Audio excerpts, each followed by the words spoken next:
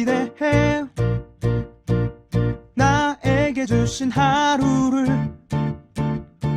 때론 피곤하고 일어나기 싫고 널 깨우는 알람 소리에 짜증도 나겠지만. 안녕하세요. 오늘도 푸른 말씀 임세휘 목사입니다. 반갑습니다. 주무시지 않고 나를 지키셨네. 오늘을 나에게 주셨네. 새 말씀 안에 주가 주신 사랑과 은혜와 능. 하나님께서 오늘 우리에게 주시는 말씀은 사무엘하 3장 1절 말씀입니다.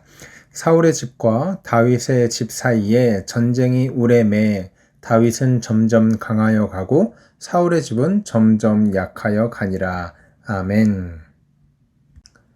세상 사람들이 흔히 하는 착각 중 하나는 이 세계를 돈으로 또 힘으로 움직일 수 있다고 생각하는 것입니다. 물론 경제적인 관점에서 보면 이 돈이 세상을 움직이는 것 같고, 또 정치적인 관점에서 보면 정치적인 힘이 세상을 움직이는 것 같습니다. 그런데 우리는 어떻게 이 세상을 바라봐야 될까요? 우리는 하나님의 보이지 않는 손, 하나님의 보이지 않는 손이 이 세상을 움직여 나간다고 생각을 합니다. 하나님의 섭리와 하나님의 일하심과 하나님의 계획하심과 하나님의 인도하심이 이 세상을 움직여 간다. 이렇게 말하고 고백하는 사람들이 우리 성도들 아니겠습니까? 오늘 말씀 우리가 읽은 짤막한 본문인데요. 3장 1절에 보니까 이렇게 말하고 있습니다. 사울의 집과 다윗의 집 사이에 전쟁이 오래되었는데 다윗은 점점 강하여 가고 사울의 집은 점점 약하여 갔다. 이렇게 말하고 있습니다. 보이지 않는 하나님의 손이 다윗의 집과 다윗에게는 점점 더 왕성하게 가는 것을 허락했는데 사울의 집은 점점 더 망조로 접어들었다는 거예요. 이 이유가 무엇일까? 오늘 본문을 통해서 우리가 한번 살펴보기 원하는데요. 먼저 오늘 성경이 아주 재밌는 문학적 표현을 쓰고 있습니다. 1절에 보시면 사울의 집과 다윗의 집이라고 말하고 있어요. 그쵸? 그러니까 사울이 먼저 등장했고 그 다음에 다윗이 그 다음에 등장했습니다. 그런데 이 한 절이 채 바뀌기도 전에 다윗이 먼저 등장하고요. 그 다음에 사울이 나중에 등장합니다. 다윗은 점점 강하여 가고 사울의 집은 점점 약하여 갔다. 그러니까 성경이 은연중에 무엇을 암시하냐면 이제 다윗을 중심으로 이 이스라엘과 또 하나님 나라를 디자인해 나가실 거라는 것을 우리에게 암시를 해주고 있는 것입니다. 하나님께서 이스라엘 초대 왕으로 세운 사람은 사울입니다. 다윗이 아니죠. 그런데 사울의 집은 이제 망조를 접어들고 다윗의 집이 점점 더 세력을 얻게 될 것이라는 것을 이야기하고 있습니다. 이게 왜 그럴까요?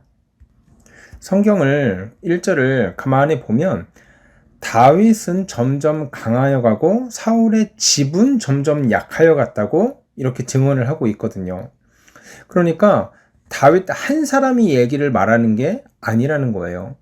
다윗을 중심으로, 다윗을 핵심으로 해서 다윗의 신앙을 힘입어서 한 나라가 강해지고 있다는 뜻이거든요. 반면에 사울의 집에도요, 사울의 집을 움직이는 사람들이 있었습니다. 이스보셋과 아브넬이라는 사람입니다. 어떤 사람들이냐면요, 왕과 군대 장관쯤 되는 거예요. 그런데 다윗의 집과 사울의 집이 다른 것이 뭐냐면 다윗의 집은 하나님의 사람 다윗이 있기 때문에 신앙을 구심점으로 삼아서 이 하나님의 나라, 다윗의 나라가 점점 왕성해져 가고 점점 신앙으로 똘똘 뭉쳐가서 커져가고 강해질 수밖에 없었는데 사울의 집은 하나님의 사람이 없었기 때문에, 신앙을 붙들고 살아가는 사람이 없었기 때문에 이 나라가 강해질 수 없고 점점 약해지고 있다는 거예요. 그래서 오늘 성경이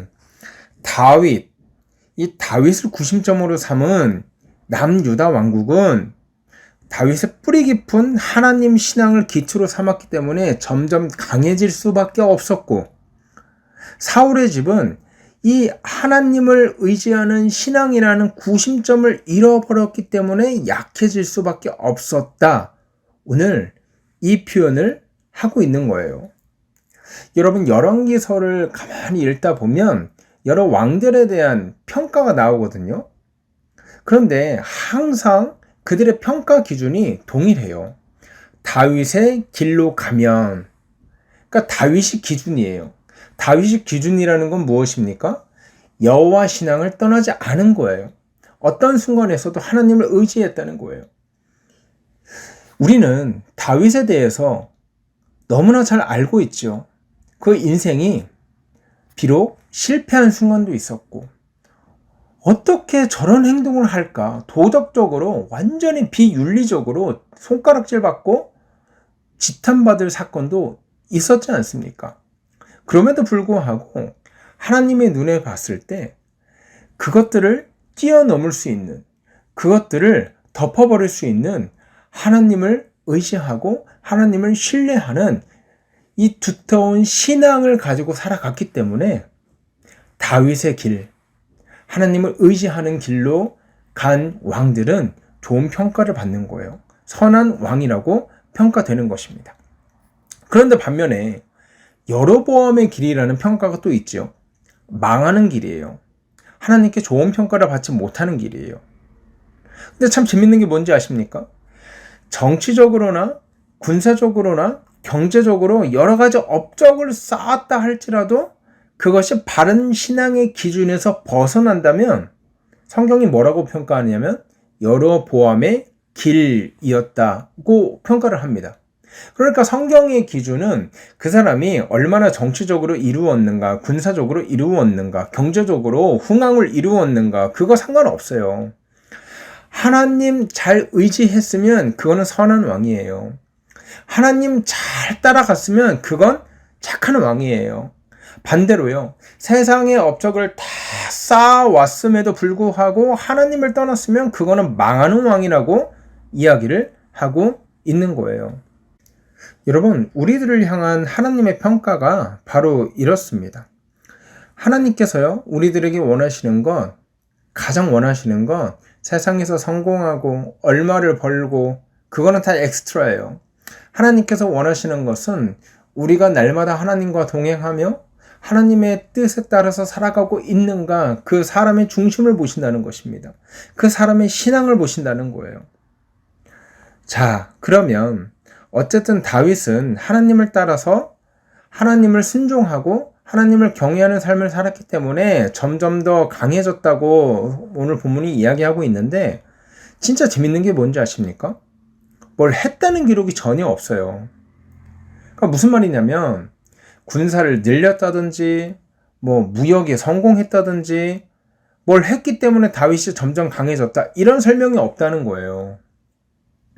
그럼 7년 반 동안 이 다윗이 사울의 집안과 갈등을 맺어온 7년 반 동안 이게 뭘 했기 때문에 다윗의 집이 이렇게 강해졌을까요? 여러분, 하나님께서는요, 다윗에게 7년 반이라는 시간을 통해서 다윗이 점점 강해지는 시간을 허락하셨는데, 그 강해지는 방법이 무엇이냐? 전쟁을 잘해서가 아니라, 또 돈을 잘 벌어서가 아니라, 군사를 많이 증진시켜서가 아니라, 외교에 성공해서가 아니라 그의 중심이 하나님을 향해 있었기 때문이다. 그의 중심이 하나님만 바라봤기 때문이다. 그렇기 때문에 그가 점점 더 강해질 수밖에 없었다. 오늘 이 이야기를 본문이 하고 있는 거죠. 사랑하는 여러분, 여러분의 인생이에요. 무슨 일을 해서 강해지는 게 아닙니다. 세상은 권력을 장악하고 또 돈을 많이 벌고 그러면 강해진다고 생각을 하고 그것을 가르칩니다. 그런데 이 복음의 방식, 십자가의 방식은 그게 아니라는 거예요.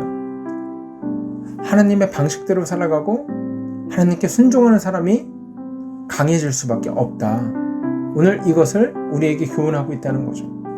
이제 말씀을 마칩니다. 하나님께서 우리를 강하게 하고 또 우리 자녀들을 강하게 하는 건 다른 거 없습니다. 하나님 뜻에 순종하면서 하나님이 기뻐하시는 방법대로 살아가고 하나님의 비전을 바라보며 살아가는 것, 그것이 우리 자녀들이 강해지고 우리가 강해지는 방법일 줄 믿습니다. 그래서 이 아침 기도하실 때 하나님, 오늘 하루도 하나님 뜻에 순종하며 하나님 뜻이 무엇인지 내가 기민하게 생각하고 고민할 수 있도록 인도하여 주십시오. 또한 우리 자녀들, 우리 아이들 세상의 방식 다 끌어모아서 성공하는 것이 아니라 하나님 말씀대로 하나님께 순종함으로 십자가 정신대로 복음의 정신대로 하나님을 사랑하며 이웃을 사랑하고 그 정신을 마음껏 흘려보냄으로 말미암아 하나님께서 힘도 주고 권력도 주고 직책도 주는 우리 자녀들로 세워 주시옵소서. 이렇게 기도하시고요, 오늘 하루 힘차게 살아가시길 주의 이름으로 소원합니다. 우리 함께 기도하겠습니다.